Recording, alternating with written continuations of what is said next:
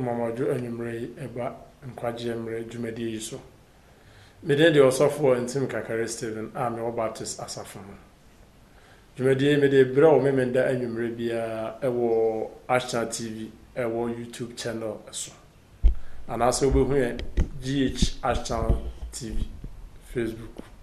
Dwumadi ne koso no ase wo asembusa bi ana adwenkyere bi a obetimi ne ache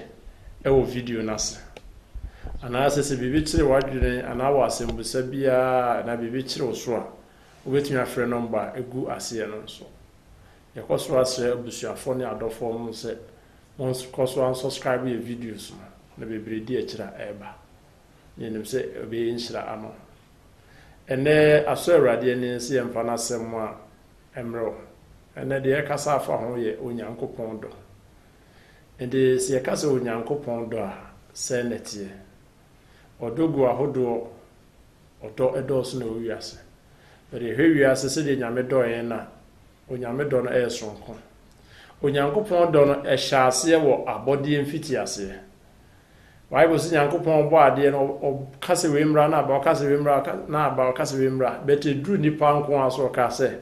monwaye mmo nipa se yenseso ne yensuban so eto onyankopon bo yese ne nseso ne yensuban so nkyere se odo yen na wode bibi be hye nsa enti e kire se onyankopon ennim adekode a odo nipa na wode hye nsa enti David ostrefo no so kan e wona ngomanum Psalm 8 anasa nwom enwotwe no imu 9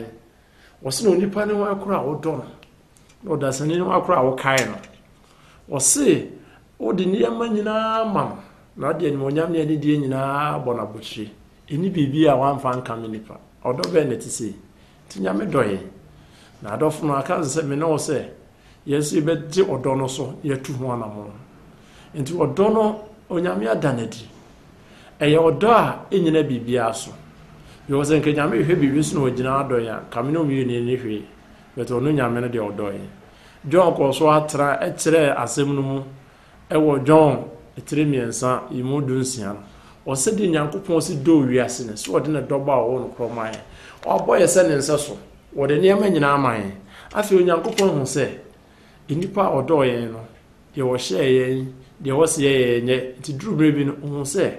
me do nipa na me bo ne se me nseso na so dwumadi a me de man nipa no nipa da na afiri makwan ho enti wo se me ye bibia me twe nipa aba me nchen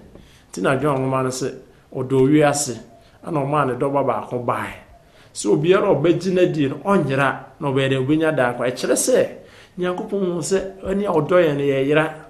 yani oboye se ne nsaso ye gya ne dwumadi ho yani odi dwumadi ahye ensa nche se yenye yasade to ma ne doba ne bai se ogine di a onyera na obenya da akwa na John mensan pa 3 miensan mu dunso no se no nyankopon ansoma ne ba ne wiase se o mebu wiase atene mom se wiase mfa no so nyede enya nkwa ekire se wodo yen yeni ne nchen a ohwiri bibi si ya ma ne nchen a ohwiri bibi enti opese ye nyina e ba ne nchen ana ato nsa afre enti ne odofo a wutie me maame a wohwe me ana ba bi a wo atime ne bia odo no se na wo seti ase se na wo so etu ho anamo se na wo so wo giso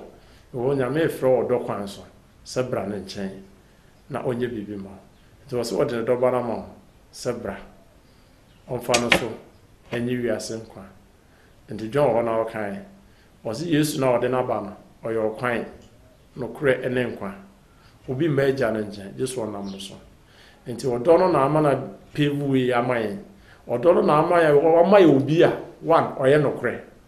woni pa bebre ba ya di nim se nko mo odo na nse che hu se omu ni no kure enti odo na ntimi awie peye de to so biem enipa bebre ba ya na omunye okwan no enti bebre abegidini ye bo bebre dini ye kenka bebre hu mo beto biere ne oka se ono ne ekwan no na ne di o ma Yesu agba se Yesu ene okwan ene no kure ene nkwa tina no pai ona modo no so o so nsafro se bra emfa ono de oti bia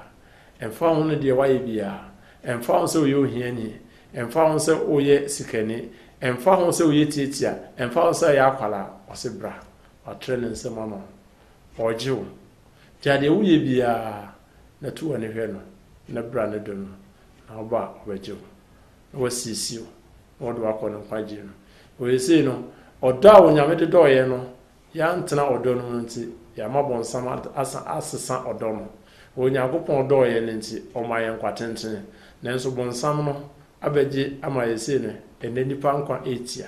onyame boy edoye ana oboy ahoden nanso bonsam de yare bone ene niemba bebre na ekoso onyame do ye nti ose asomdwe nam de maamo nanso bonsam abewia ewiase asomdwe nti ne ayentokwasem watimi wakame eyeduabo eyetrimode ene niema ensem fata beto nyankopon se ye ba ne nchen sa ne ma we nyina obeyi afiro sa ne ma nyina obegye nti na no pe ananwumri ana bra wutie mi de onyame se men kan che se odo ana obo se ne nseso nti bra ne nchen obegye enye odo a ejina sika so enye odo a ejina anwofeso na mu odo a enyina bibia so to onyame to nsafro se bra wa che ne nsem nti no ma ne ba no bae nti no ba no ba no be wuye nti bra begye no bra begye ne di ne fa ne ya okra agenkwa no begye wo afri niema ekoso ewiase we se ewiase na ye bone ewiase we se onyame se ye mra ne do ahiman no ye benya nkwaje amekra enu se asem kakra wati ebeboa obetu ho anamo obedwene ho na ma onyankopon do no oso otu ho anamo na se owura ma na oso odi ho adanse akiro bi onyame nshira wonde se wode obra mame na me no acha asem Ewurade nshira ebi ameka se nyina na wonni nyame no wo ka se nyame be kra ne yekan ene me de sa kwanya we ma ebi ana ne nkwa na ate ne ho asem wo be so otu odo ho anamo eni je kwan so oni me bo mpawe me kan no aka di mechi Ewurade Yesu na anwumre mate wasem na minim se wo do me na abe wuji me na ma aba no bae nti enne mate wasem mesrew me yode bonani home mobo woni amaye bia fa che me na gime e fa akọ wahini no aye wodo no ne nam so enne se me kodana ma ansore kra metimi aba wonche ne manya wodo no matena Ewurade home mobo ne fa gime onkonkron gime ne fa me ne ope e wo Jesus Christ dem woni mabosa ampa ye wi dia ye bo mpae Ewurade da wase pero wase mama mba woni makoma appreciate de opesa oje no ena obeje no ye ho de kire mba e de ase mama na nam so o ma brabo asesa na nam so yetimi adi udo no ho adanse ama wiase nyina ho ase wiase nyina ho oba obeto se yenya nipa ye bo wahema no dewu na nam so e de nkwaje abre ye da wase anwumre adomnet amen nkwaje emre adwumadie ena wo hwe yi a wo hwe no wo YouTube so Ashtown TV and as a GH Ashtown TV and me din de osofo kakari am Baptist asafo minim se nya na nko a edi animu nyina ye be se hye bi Ewurade nhyira ye koso asro se subscribe ye video no na ebebo se wonti bibia ase a numbers na gu ase no wetimi afre ana awo comments bi ana awo bibia na ye be share wo de beto video na se ama yonkofo a na yenye atra ho da bia na nam so yakopio nyamenche Ewurade nhyira bye bye asujwe kam